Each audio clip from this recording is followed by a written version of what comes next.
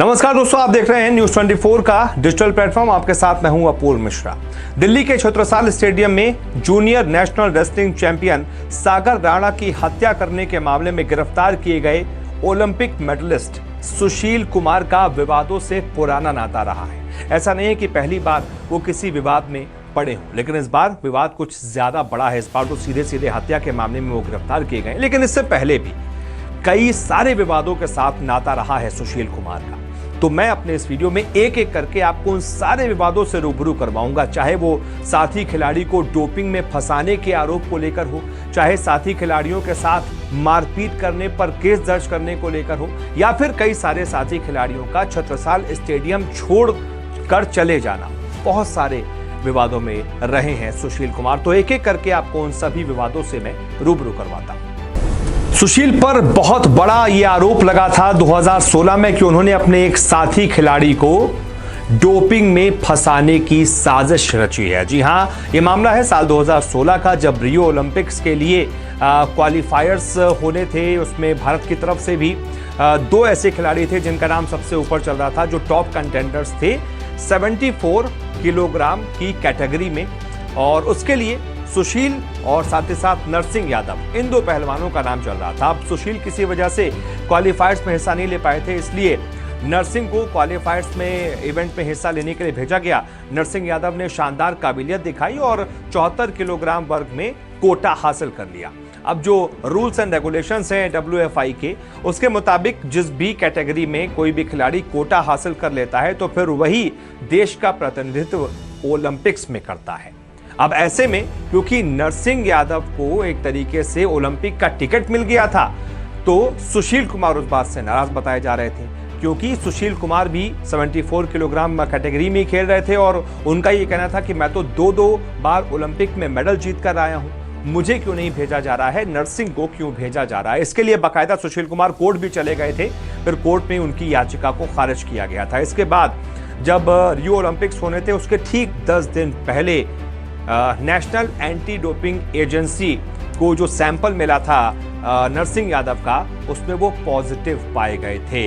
यानी कि कुछ ऐसा सब्सटेंस उन्होंने ग्रहण कर लिया था जिसकी वजह से वो डोपिंग के जो नियम है उसको फॉलो नहीं कर पाए और पॉजिटिव पाए गए थे। जिसके बाद हालांकि जांच के बाद नाडा ने तो एक तरीके से नरसिंह यादव को क्लीन चिट दे दी थी, लेकिन वर्ल्ड एंटी डोपिंग एजेंसी ने 4 साल का बैन लगा दिया था नरसिंह पर, और साथ ही साथ रियो ओलंपिक में उनको नहीं खेलने दिया गया था।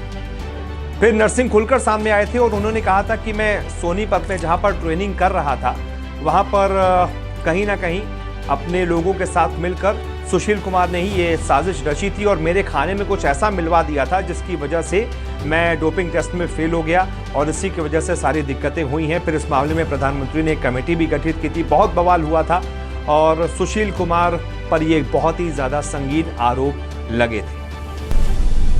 हालांकि नरसिंह तो ओलंपिक नहीं गए, लेकिन सुशील कुमार भी ओलंपिक नहीं जा पाए थे क्योंकि इंडियन ओलंपिक एसोसिएशन ने नरसिंह के कोटे पर किसी और खिलाड़ी को भेजने से मना कर दिया था। तो ये बहुत बड़ा विवाद था जिस पर सुशील कुमार जिसमें शामिल थे और उन पर सीधा सीधा ये आरोप लगा था कि खुद वो ओलंपिक जाना चाहते थे, इसलिए उन्होंने साथी खिलाड़ी को फंसा दिया, उसका डोप टेस्ट पॉजिटिव करवा दिया, किसी से कुछ मिलकर साठगांठ करके साजिश रच के और ऐसा कुछ कर दिया जिसकी वजह से खाने में कुछ ऐसा मिलवा दिया जिसकी वजह से नरसिंह जो है वो डोप टेस्ट में पॉजिटिव पाए गए।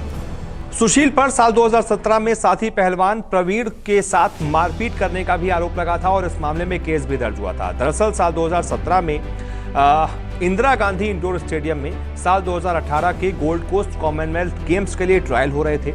इसमें सुशील की जो फाइट थी वो सीधा प्रवीण के साथ थी, उनका कंपटीशन था प्रवीण के साथ और उसी से ठीक पहले प्रवीण और उनके भाई के साथ मारपीट की गई थी। सुशील के समर्थकों ने मारपीट की थी क्योंकि प्रवीण ने ये आरोप लगाया था, उनके भाई ने भी आरोप लगाया था कि सुशील के ही कहने पर उनके साथ मारपीट की गई है और इस मामले में केस भी दर्ज हुआ था। लंदन ओलंपिक में सुशील के साथ देश के लिए ब्रॉन्ज मेडल जीतने वाले योगेश्वर दत्त के साथ भी सुशील कुमार का विवाद हो चुका है और सुशील कुमार के साथ ही वो भी दिल्ली के छत्रसाल स्टेडियम में ही ट्रेनिंग करते थे, लेकिन विवाद इतना गहरा हो गया था कि लंदन ओलंपिक्स के बाद योगेश्वर दत्त ने दिल्ली के छत्रसाल स्टेडियम में ट्रेनिंग करना छोड़ दिया और सिर्फ योगेश्वरी नहीं, साथी पहलवान जितेंद्र, साथी पहलवान प्रवीण और साथ ही साथ उनके कोच रह चुके रामफल ने भी यही खबर है कि सुशील की ही आदतों की वजह से, उनके बिहेवियर की वजह से दिल्ली के छत्रसाल स्टेडियम को छोड़ दिया था। 2019 के वर्ल्ड चैंपियनशिप के लिए हुए ट्रायल में सुशील पर पहलवान जितेंद्र को जानबूझकर आंख में घूंसा मारने का आरोप लगा था। 2019 में इंदिरा गांधी स्टेडियम में हुए ट्रायल में फाइनल में जितेंद्र का मुकाबला सुशील से था। सुशील ने कुश्ती के दौरान पहले जितेंद्र की उंगली को मरोड़ दिया, फिर उनकी बाईं आंख पर घूंसा मारा। जितेंद्र ने तब न्यूज एजेंसी को बताया था कि इससे उन्हें कुछ देर तक दिखना तक बंद हो गया था। हालांकि चोट लगने के बाद फिर से वो इस मुकाबले में सुशील से अंत तक लड़ते रहे।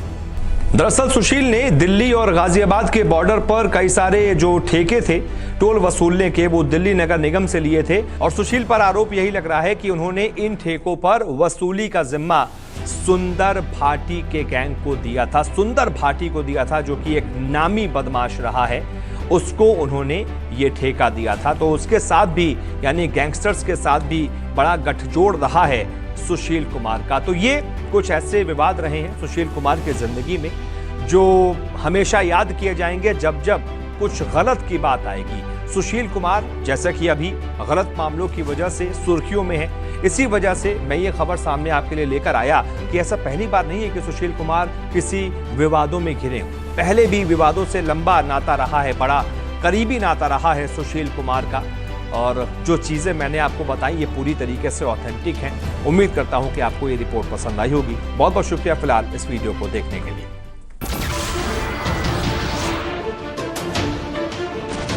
नमस्कार, मैं हूं मानक गुप्ता। अगर आपको हमारा ये वीडियो पसंद आया हो तो इसे लाइक और शेयर जरूर करें, और हां, हमें सब्सक्राइब और फॉलो करना ना भूलें ताकि आप देश और दुनिया की कोई खबर मिस ना करें। तो जुड़े रहिए हमारे साथ और देखते रहिए न्यूज़ 24।